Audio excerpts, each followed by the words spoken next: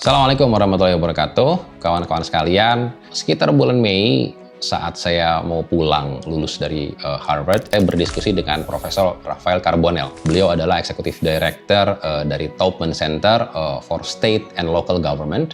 Saya tanya sama beliau, Prof, ketika saya pulang, saya ingin membangun Jawa Barat, karena saya putra daerah Jawa Barat. Gimana caranya, Prof? Karena di mata kuliah beliau, saya ngambil mata kuliah beliau, State and Local Economic Development, bersama dengan Profesor Gordon Hanson, kita banyak ngebahas tentang bagaimana mengembangkan ekonomi sebuah daerah. Karena tentu pemerintah daerah punya otoritas yang berbeda dengan pemerintah pusat. Keterbatasan fiskal, keterbatasan anggaran, keterbatasan kebijakan. Kemudian Profesor bilang, oke, you have to understand what's happening di Jawa Barat first. Saya ketemu beberapa investor di Singapura, kemudian di US juga. Mereka banyak bertanya, kenapa kamu ingin fokus ngebangun Jawa Barat? Saya sampaikan, Jawa Barat ini very promising. Yang pertama, penduduk Jawa Barat ini 50 juta orang. Ini sama dengan penduduk Korea Selatan. Jadi, mengelola Jawa Barat ini pusingnya sama kayak mengelola sebuah negara gitu ya. Yang kedua, Jawa Barat ini kecil bandingkan dengan Australia yang begitu besar, penduduk 25 juta. Jawa Barat 50 juta kecil. Infrastrukturnya well connected. Dekat juga dengan Jakarta. Logistik transportasinya lebih simple. Ada airport, ada pelabuhan. Jadi sebetulnya Jawa Barat ini sangat siap untuk maju. Yang ketiga, Jawa Barat ini penduduknya masyarakatnya muda, well educated, dekat dengan akses dan ekosistem ekonomi yang besar. Artinya apa? Dengan kelas menengah yang termasuk pertumbuhannya tinggi dibandingkan dengan provinsi-provinsi lain di Indonesia, Jawa Barat ini very promising. Kalau kita lihat penduduknya sama-sama 50 juta, di Jawa Barat 50 juta, di Korea Selatan juga 50 juta, it's enough to be a market leader di Jawa Barat. That's what I told them. Apa yang jadi masalah sekarang di Jawa Barat? Kawan-kawan sekalian, di Jawa Barat ini angka PHK sangat besar di tahun 2024 saja. Dalam 6 bulan terakhir, lebih dari 8 pabrik besar di Jawa Barat tutup. Jadi alih-alih kelas menengah mendapatkan pekerjaan, mereka sekarang kesulitan mencari kerja. 5 bulan terakhir ini, daya beli kelas menengah di Indonesia terus turun, dan ini untuk pertama kalinya terjadi sejak krisis ekonomi tahun 1998. Never happened before. Yang kedua, kalau kita lihat tabungan rata-rata kelas menengah itu turun setengahnya. 5 tahun yang lalu, tabungan kelas menengah itu rata-rata yang segmen dia bawah 100 juta rupiah, itu rata-rata 3 juta. Sekarang hanya 1,5 juta.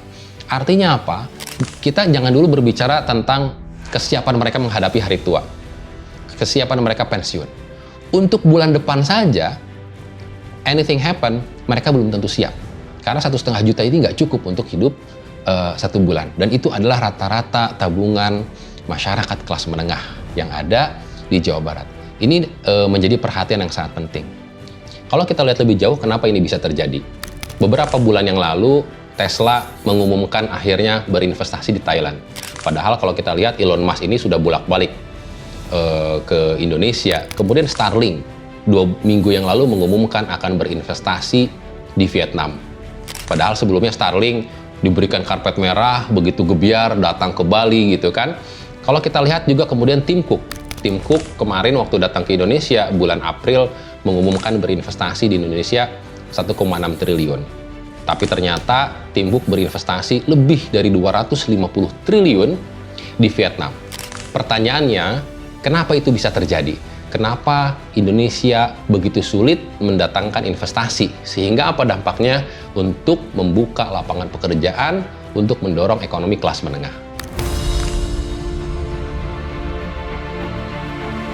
Di bulan April-Mei kemarin, Pak Gita Wirjawan datang ke Harvard sebagai visiting fellow dan juga sebagai alumni senior dari Harvard Kennedy School.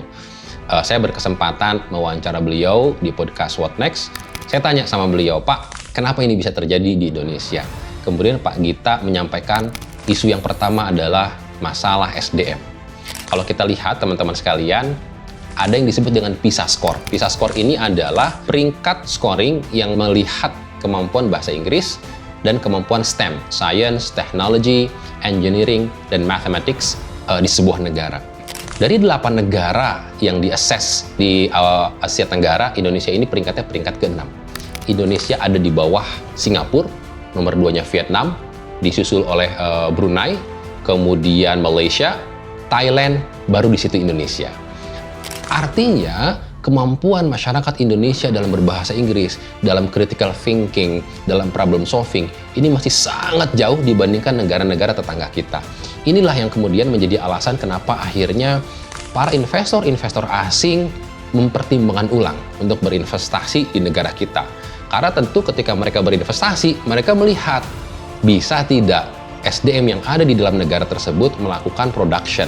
Bisa tidak mereka berinovasi? Bisa nggak mereka mengembangkan produk dengan baik? Inilah yang jadi masalah utama yang terjadi dengan kualitas pendidikan dan juga SDM di negara kita. Isu yang kedua adalah kepastian regulasi. Jadi kalau kita lihat perspektif dari pengusaha, apa sih yang pengusaha perlukan untuk berbisnis? 2 hal. Pertama, harus ada kepastian dari sisi regulasi.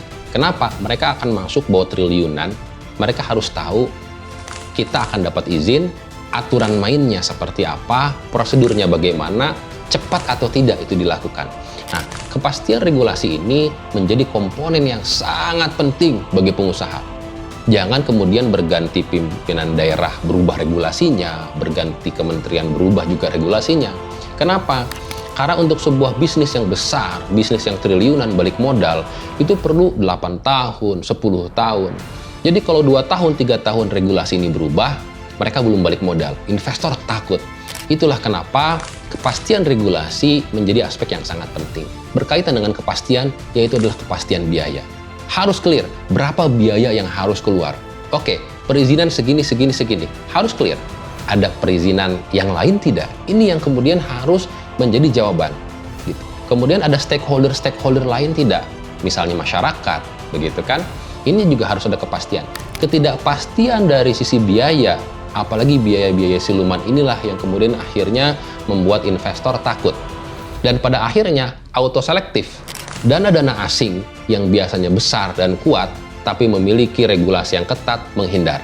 Akhirnya uang yang masuk ke kita adalah uang-uang yang terbiasa melakukan praktek-praktek bisnis yang bermasalah. Itulah kenapa kepastian regulasi dan kepastian biaya ini harus kita perbaiki, kita optimalkan, sehingga investor menarik. Investor memiliki kepastian dalam menghitung, melakukan proyeksi bisnis-bisnis mereka.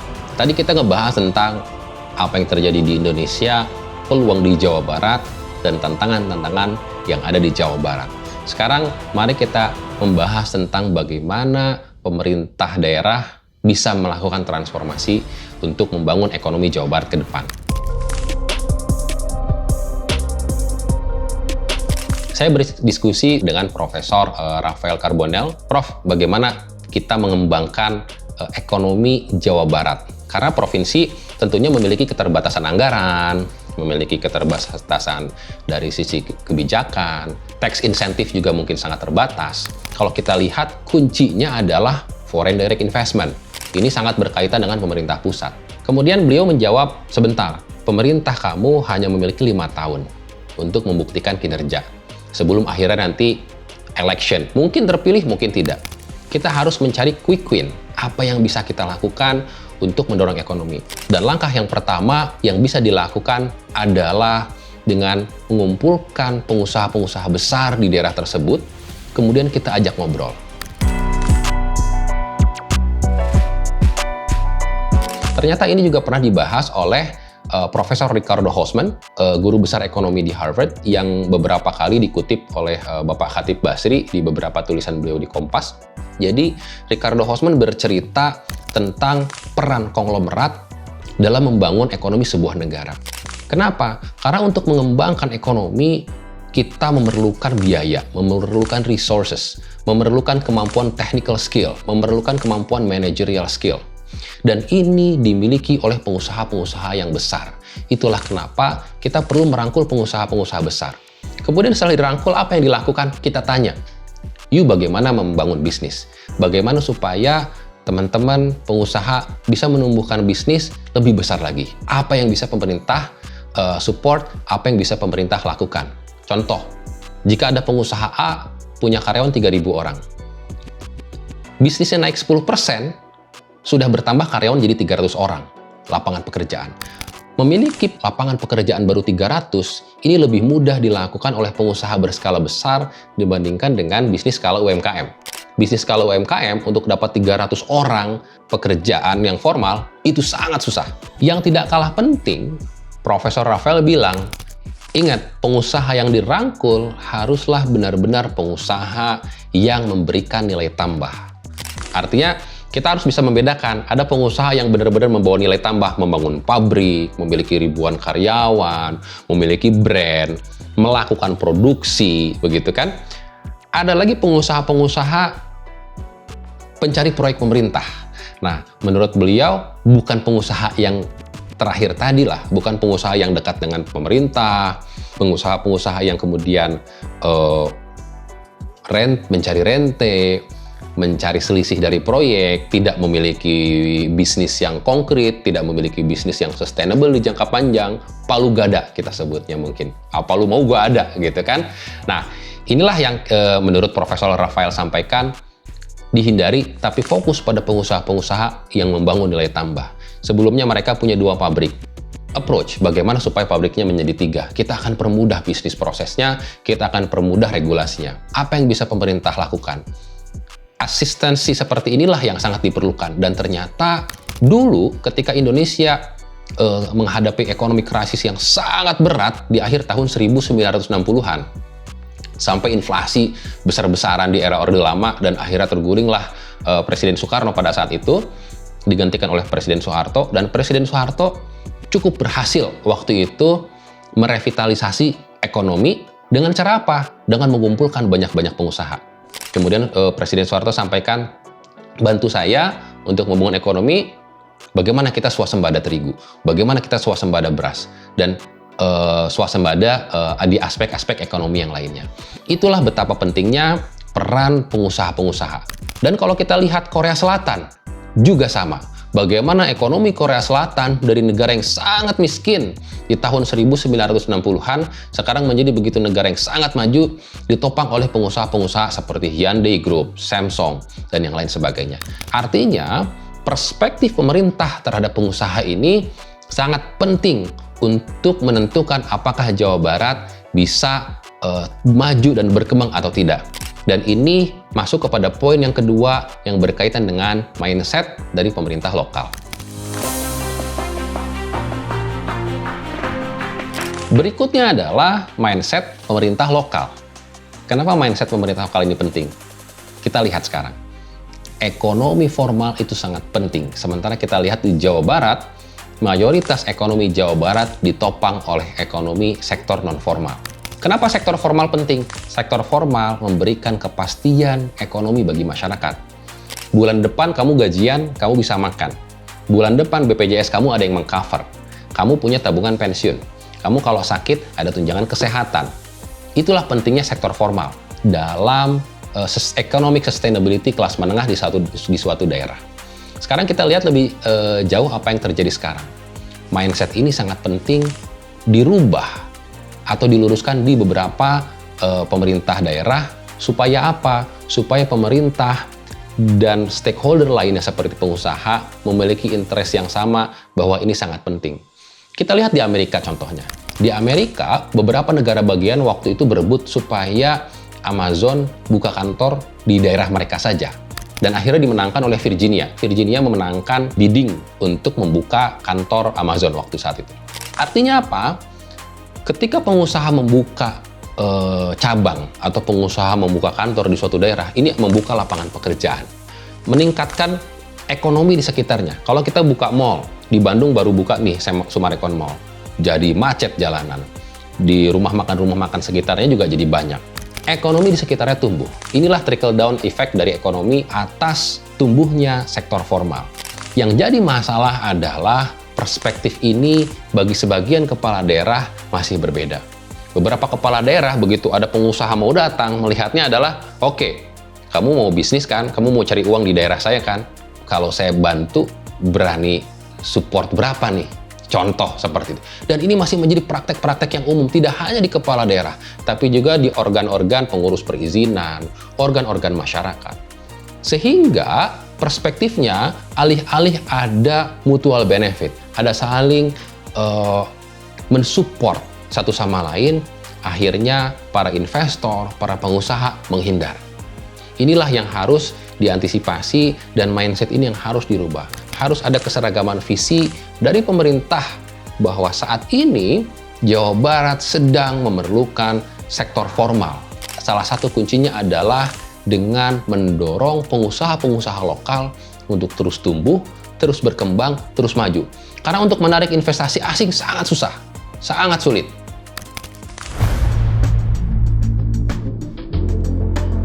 Yang terakhir adalah memiliki blueprint mengembangkan economy complexities atau mengembangkan keragaman industri.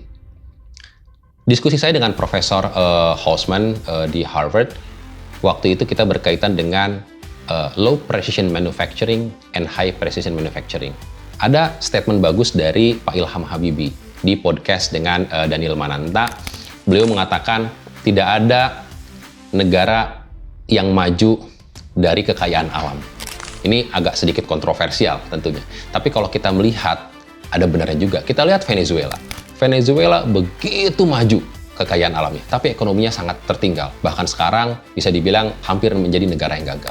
Kita lihat juga banyak negara-negara di Afrika yang begitu kaya raya, tapi masyarakatnya begitu miskin. Ada yang kaya raya, misalnya Timur Tengah, kaya akan minyak dan akhirnya maju.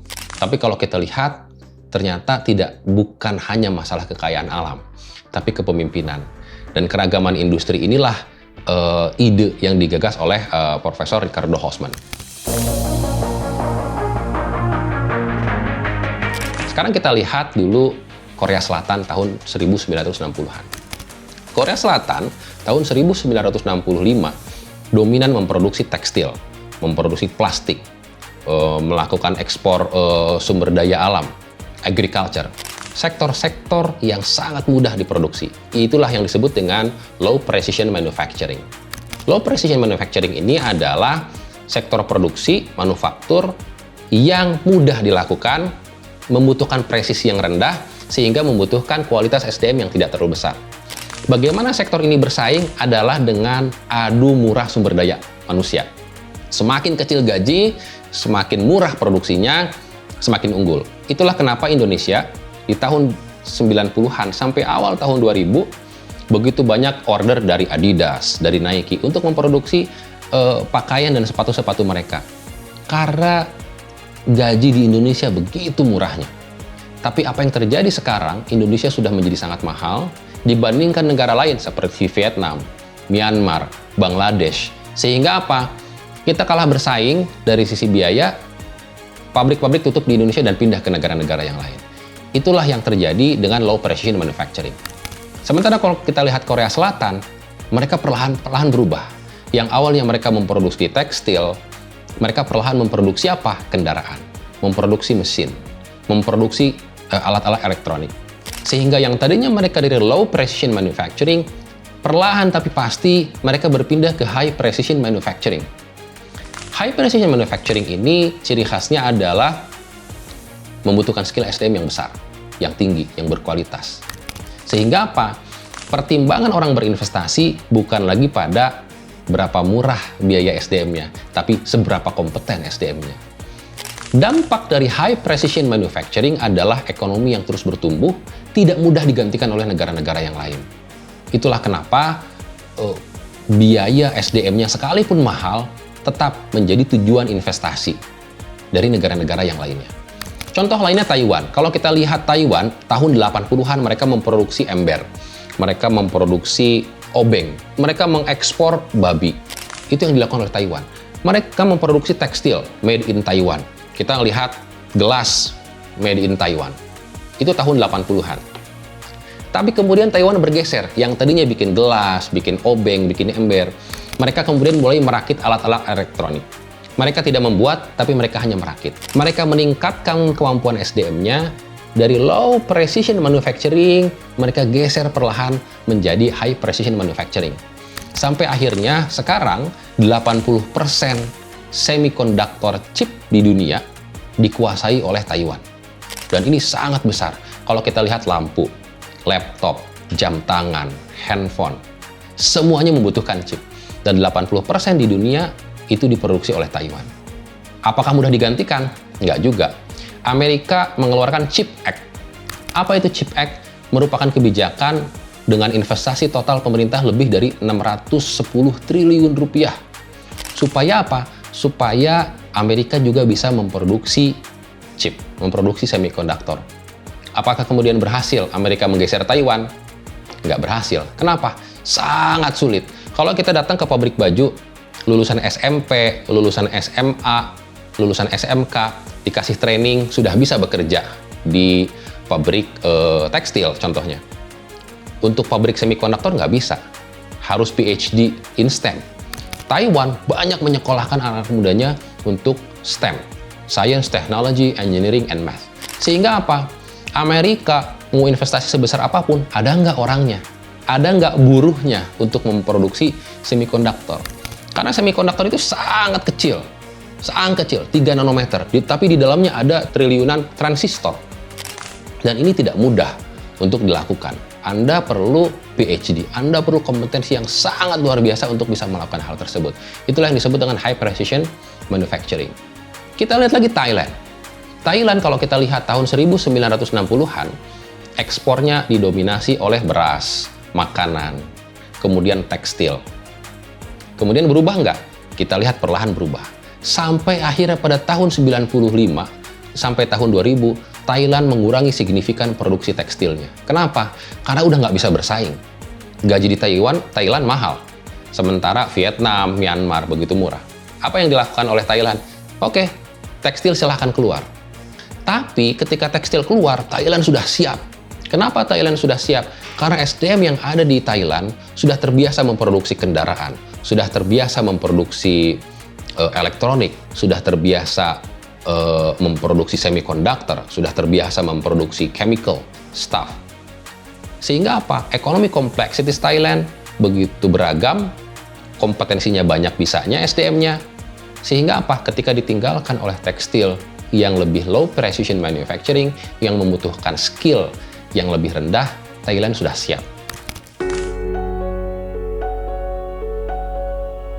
Pertanyaan berikutnya adalah, apakah Indonesia siap ketika ditinggalkan oleh tekstil? Karena kalau kita lihat PHK yang begitu besar, yang begitu masif, banyak dari sektor-sektor low precision manufacturing, tapi Indonesia nggak siap dengan high precision manufacturing. Inilah kenapa kita harus terus mendorong transisi ini. Dan transisi ini salah satunya kuncinya adalah dengan mendorong kualitas pendidikan yang ada di Indonesia. Kawan-kawan sekalian, kalau kita lihat di tahun 1995,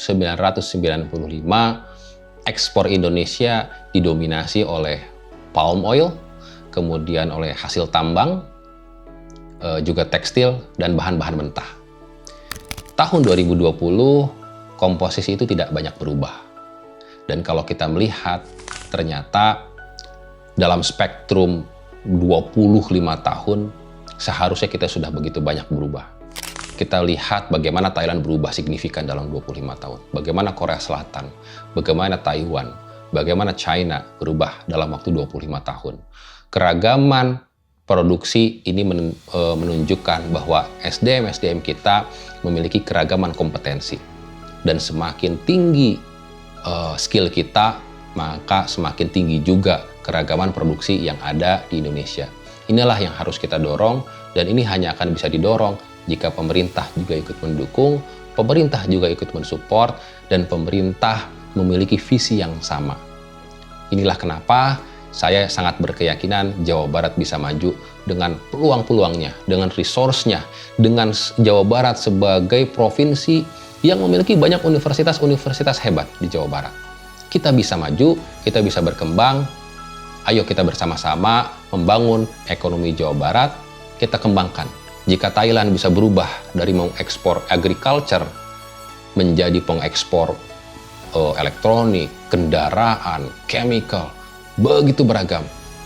Kita lihat Indonesia Emas 2045, masyarakat di Jawa Barat tidak hanya bisa mengekspor hasil tekstil atau hasil rakitan kendaraan, tapi kita akan bisa mengekspor beragam macam produk yang dihasilkan dari high precision manufacturing. Sehingga ini akan meningkatkan kualitas ekonomi, lapangan pekerjaan, dan juga taraf hidup kelas menengah yang ada di Jawa Barat dan tentunya di Indonesia. Terima kasih. Assalamualaikum warahmatullahi wabarakatuh.